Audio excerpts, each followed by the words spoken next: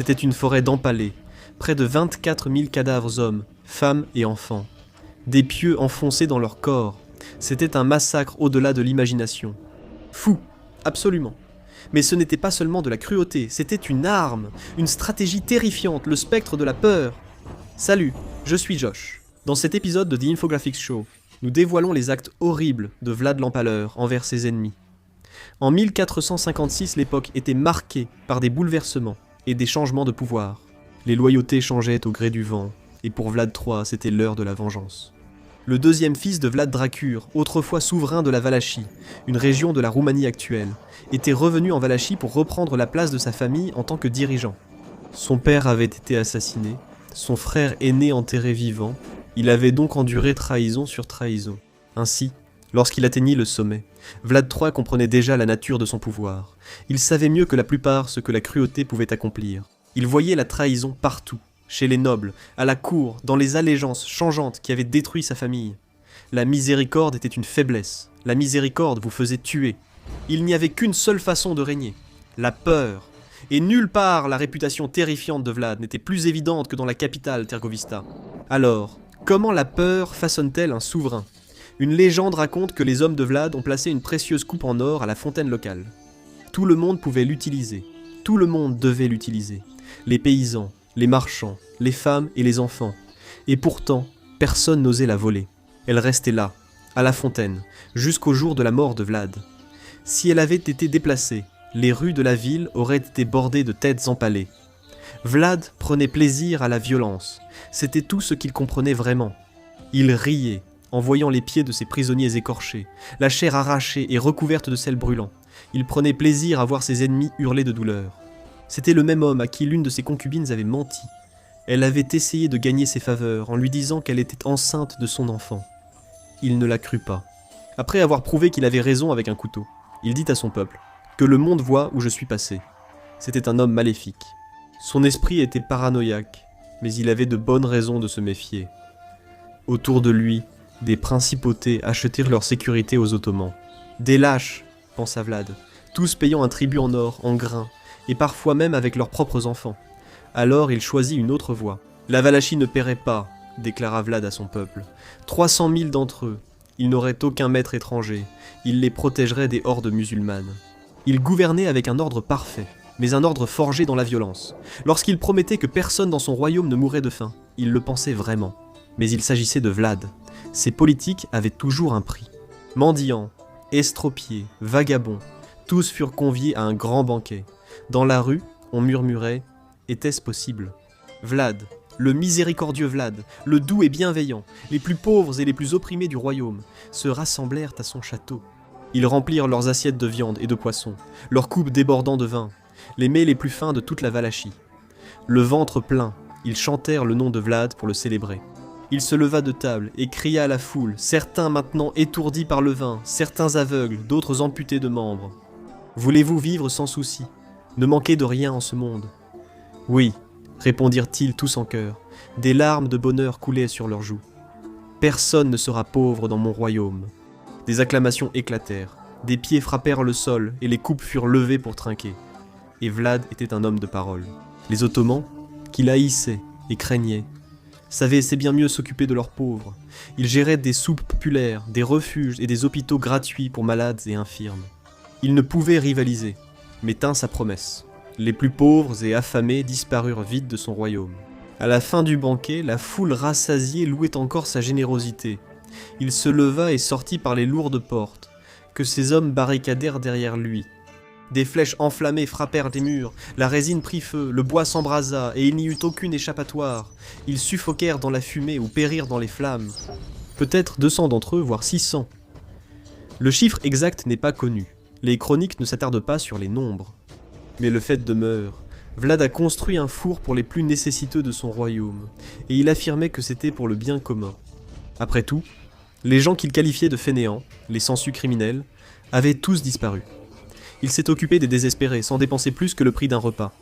Était-ce la peur ou la miséricorde ? La menace pour le règne de Vlad ne venait pas des pauvres, qui n'étaient qu'un simple désagrément. Il devait se méfier des autres nobles, ceux-là même qui avaient tué sa famille. À son retour en Valachie, Vlad fit arrêter la plupart d'entre eux. Il les a forcés à reconstruire les ruines du château de Poenari, sa nouvelle demeure, au sommet d'une montagne, haut perché et à l'abri du danger. Il se dressait au bout de près de 1500 marches en pierre. C'était maintenant le château de Dracula, bâti par des purgés, souvent âgés et fragiles, morts à la tâche. Ce récit vous a donné des frissons. Likez et abonnez-vous pour d'autres histoires sur les figures les plus terrifiantes de l'histoire. Connaissez-vous un passionné du côté sombre du passé ? Partagez cette vidéo et voyez s'ils peuvent le supporter. Lorsqu'il annonça son retour en Valachie pour reprendre le trône, ce n'était pas seulement de l'ambition. Son père avait été renversé et tué lors d'une rébellion impliquant des boyards locaux et des forces hongroises. Ces mêmes boyards avaient également joué un rôle dans la mort de son frère aîné. Alors maintenant que Vlad était de retour, il voulait discuter. C'était Pâques, lorsqu'il convoqua presque tous les boyards de Valachie à une audience dans sa résidence. Des centaines d'entre eux, chacun d'eux, étaient trop riches, trop puissants pour imaginer ce qui les attendait. Le message que Vlad avait envoyé était un message de conciliation, mais encore une fois, il mentait. Ils dînèrent de venaison et de porcelets rôtis à la flamme. C'était assaisonné à la perfection avec du poivre et de la cannelle. Ces épices avaient voyagé pendant des mois le long des routes commerciales venant de l'Est. Ils dégustèrent du brochet local, du fromage de chèvre, des gâteaux au miel et des pâtisseries, accompagnés de vin local et d'eau-de-vie de prune. Alors que les chaudrons fumaient dans les cuisines et que la fumée flottait dans la grande salle, Vlad se leva à table. Les anciens notables levèrent les yeux, le ventre plein, l'esprit tourmenté par la suspicion. « Qui avez-vous servi tout au long de votre vie ?» demanda-t-il. Certains crièrent, révélant avoir changé de camp plusieurs fois au fil des ans, soutenant quiconque remplissait leurs poches, y compris le frère et le père de Vlad. En attendant une meilleure offre, les hommes de Vlad rassemblèrent les prisonniers. Les plus âgés furent empalés devant le château, les jeunes et valides forcés de marcher 80 km. C'était une marche de la mort façon médiévale. Les plus forts commencèrent aussitôt à travailler, les épées dans le dos, soulevant de lourdes pierres, travaillant sans relâche des semaines avec à peine de quoi vivre. Des hommes aux mains délicates, habitués à compter de l'argent, étaient devenus esclaves. Un à un, ils s'effondraient d'épuisement, incapables de continuer à travailler. Vlad faisait empaler vivants ces hommes par ses soldats, un pieu acéré traversant leurs organes internes. Chacun d'eux était laissé sur la route, pour tous ceux qui passaient. C'était un message écrit dans le sang.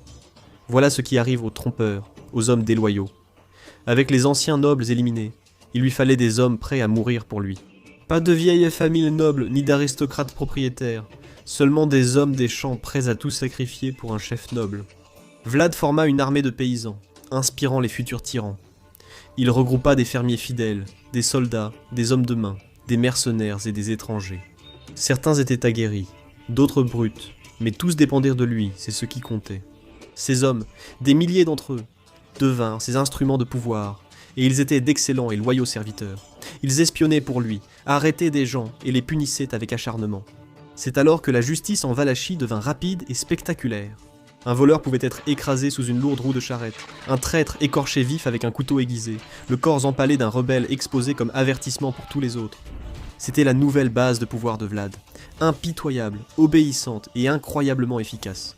Sans eux, son règne n'aurait pas survécu une saison, encore moins des années. Les Ottomans entouraient la Valachie de tous côtés. Ils étaient pragmatiques. Les gens payaient un tribut et vous pouvez pratiquer le christianisme. La Valachie sous Vlad était encore techniquement un état vassal. On s'attendait toujours à ce qu'elle paie. Les Ottomans étaient imbattables, trop puissants et avancés pour qu'une résistance de petits états soit possible. Comment Vlad a-t-il réagi ? Il avait très peu de tolérance envers les Turcs. Ils ont tenté de se racheter, mais cela ne l'intéressait jamais. Ils ont envoyé un émissaire, des ambassadeurs du puissant sultan Mehmed II, souverain d'un vaste et redoutable empire, avec un seul message : payez, et votre royaume restera sous votre contrôle. Nous ne voulons pas la guerre. Vlad invita les ambassadeurs dans son château. Il leur offrit du confort et de la nourriture. Il semblait avoir de bonnes intentions. Jusqu'à ce que les Turcs refusent d'enlever leur turban. Ils s'excusèrent. C'était une coutume religieuse, pas une insulte. Vlad fit maintenir les hommes au sol un par ses soldats. Tandis que les Turcs hurlaient, leurs excuses restèrent sans réponse. Les hommes de Vlad enfoncèrent de longues pointes dans leur tête, clouant leur turban en place pour le reste de leur très courte vie. Bientôt, la rumeur se répandit que Vlad bouleversait l'ordre établi. Il devenait une épine dans le pied de tous ceux qui l'entouraient. Et ce n'était que le début. Il avait besoin d'argent et de biens. Son petit royaume était entouré de villes et villages d'Allemands et de Turcs. Ils n'étaient pas prêts pour l'armée impitoyable de Vlad, des pillards prêts à commettre les pires atrocités connues depuis des siècles. Il les envoya dans la Transylvanie voisine, à Brazov et Sibiu, des centres commerciaux prospères, abritant une importante population de marchands allemands, situés sur des routes commerciales très fréquentées. Riches et inconscients de leur sort, ils furent frappés. Les hommes de Vlad pillaient et incendiaient les faubourgs, noircissant le ciel. Les gens fuyaient en criant, abattus un à un, tandis que les marchands observaient derrière les murs de la ville. Vlad transforma les champs en forêts de pieux, empalant des milliers pour envoyer un message. Raid après raid, le même schéma se répétait. Massacre, tout était brûlé sur son passage. Il laissait derrière lui des masses de citoyens innocents morts, leurs corps empalés sur des pieux. Ces hommes jetèrent des gens dans des chaudrons d'eau bouillante. Officiels et citoyens, partout dans le sud de la Transylvanie, les villages et les villes étaient pillés et réduits en cendres. C'était une rébellion ouverte.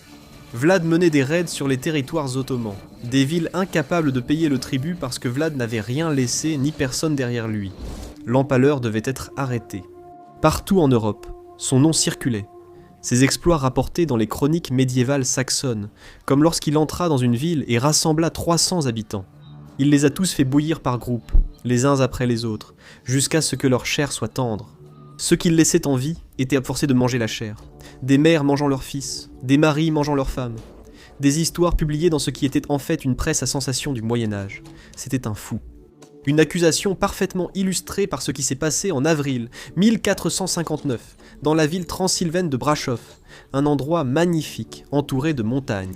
Alors que les murs du château étaient censés empêcher des hommes comme Vlad d'entrer, ces hommes ont pillé et incendié les maisons. Il réunit hommes, femmes et enfants, puis les conduisit sur la colline près de la chapelle Saint-Jacques, où il demanda à ces hommes d'installer une table pour déjeuner. Alors qu'il mangeait sa nourriture volée, il observait les habitants, jeunes et vieux, empalés, leur sang coulant le long des pieux. La chronique affirmait qu'il trempait son pain dans le sang de ses victimes, car cela lui donnait du courage, mais certains de ses soldats n'avaient pas les mêmes convictions. Un jour, l'un d'eux s'est couvert la bouche, à cause de l'odeur de chair humaine. Vlad a ordonné son empalement, faisant de cette pratique une stratégie. Chaque pieu utilisé pour l'empalement venait peut-être de la forêt. Il ne manquait pas d'arbres au pied des montagnes des Carpates. Et comme beaucoup des bâtiments qu'il a incendiés étaient des faits de bois, il y avait donc beaucoup de matériaux pour fabriquer des pieux. Le chêne aurait très bien convenu, sa solidité étant idéale pour soutenir un corps empalé.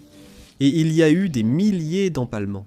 Cela signifiait couper des branches, enlever l'écorce pour les rendre plus lisses, et tailler une extrémité en pointe. La fabrication du pieu prenait 20 à 30 minutes, puis il fallait 10 minutes pour creuser le trou et l'installer. Après l'empalement, les hommes de Vlad graissaient sans doute le pieu, qui devait être solide pour supporter un homme. La pointe était enfoncée à coups de maillet. C'était la seule façon d'introduire un objet aussi gros dans le corps d'un homme. Le pieu et l'homme pouvaient être fixés dans un trou.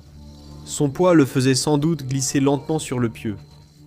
On ignore combien de temps la personne survivait, mais il y avait d'importantes hémorragies internes. Même si le pieu évitait le cœur et les poumons, en Égypte, où l'empalement se pratiquait aussi, on disait que certains respiraient encore après 3 heures. Des récits d'empalement en Indonésie évoquent que des soldats néerlandais ont tué environ 10 000 Chinois lors du massacre de Batavia en 1740. Mais Vlad, l'empaleur, le maître de l'horreur, lui, aurait été plus précis. C'est ce que suggèrent les chroniques. Ses pieux ne ressortaient pas toujours au hasard par l'épaule ou la poitrine. Non, sa technique était meilleure. Le parcours des pieux à travers le corps se terminait en ressortant par la bouche de la victime. Pas toujours, mais si c'était bien fait, oui. Si c'est vrai, il aurait fallu une grande habileté.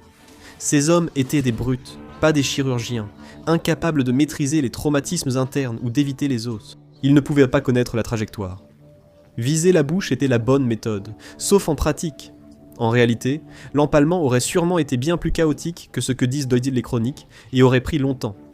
Les documents disent qu'il pouvait empaler des milliers de personnes par jour, voire 30 000 en une matinée. Si les pieux étaient déjà aiguisés et les trous creusés, l'empalement aurait ressemblé à une chaîne de production. S'il fallait 3 hommes pour l'opération, le rythme le plus rapide possible aurait probablement été d'environ 10 minutes par empalement, et c'est en étant très généreux. Cela fait 6 par heure, 72 par jour, pour une équipe de 3 hommes. Pour 30 000 empalements, Il aurait eu besoin de 417 équipes de 3 hommes, soit plus de 1200 hommes au total travaillant 12 heures d'affilée sans pause, ni aucun problème. Mais on dit qu'il a fait cela en une seule matinée, donc cela ferait maintenant 834 équipes et près de 3000 hommes. Pour 6 heures de travail, cela aurait plutôt été 30 minutes par victime. Cela ne fait que 12 empalements pour une équipe de 3 hommes en 6 heures. Logistiquement, 30 000 en une matinée. Cela aurait pu relever de la guerre psychologique médiévale, mais peut-être pas.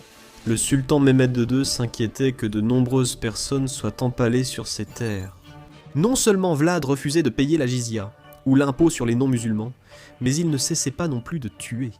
Les Ottomans ripostèrent en sciant en deux le principal allié de Vlad, le régent hongrois Michel Szilágyi.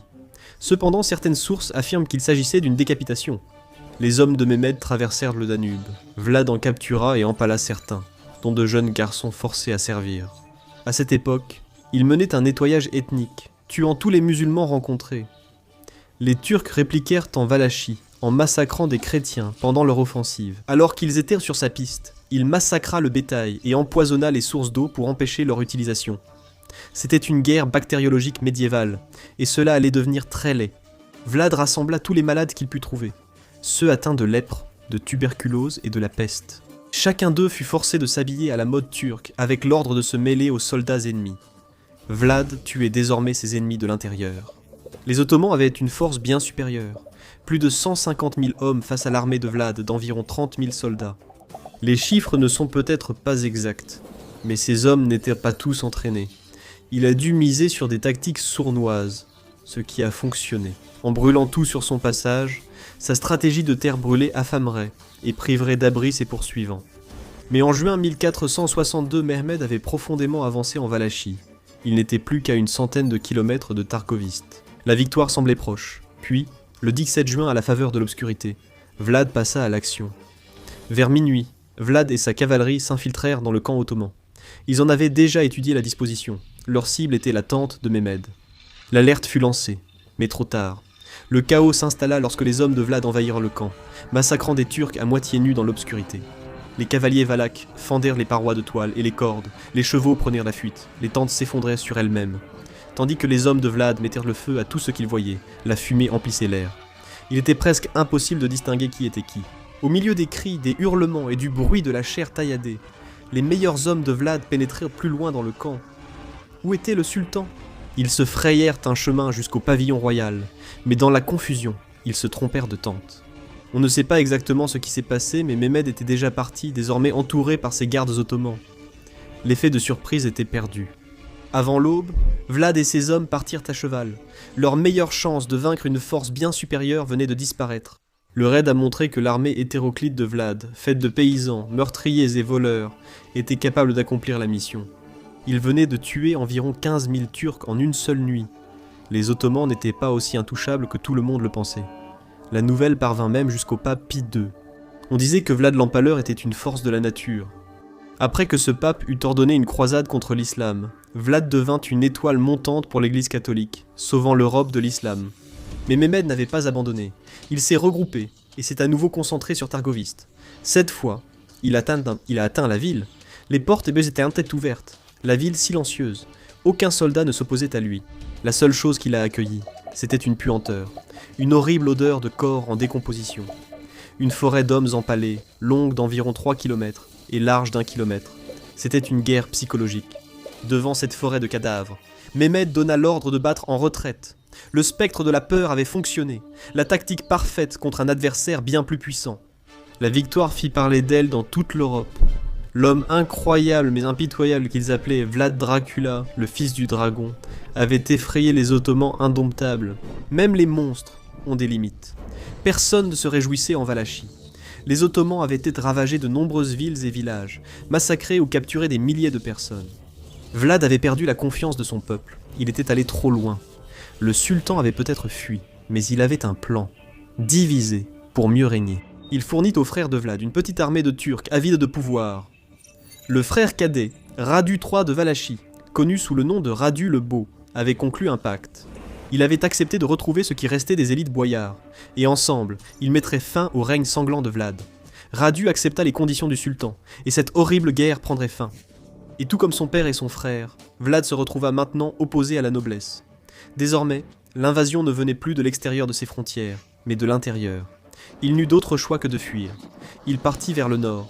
Là, il passa des années en captivité. Un prince sans trône. Son geôlier, le roi hongrois Matthias Corvin, avait autrefois été salué comme un défenseur de la chrétienté. Ce n'était plus le cas. Il ne pouvait pas soutenir Vlad ouvertement, craignant de provoquer les Ottomans et une guerre. Pour Vlad, ce compromis convenait. C'était moins une brutale incarcération dans un cachot qu'une confortable assignation à résidence. Corvin était du côté de Vlad, mais la politique exigeait qu'il garde Vlad enfermé et éloigné de son peuple. Mais les années passèrent, et Corvin finit par reconnaître Vlad comme le prince légitime de Valachie.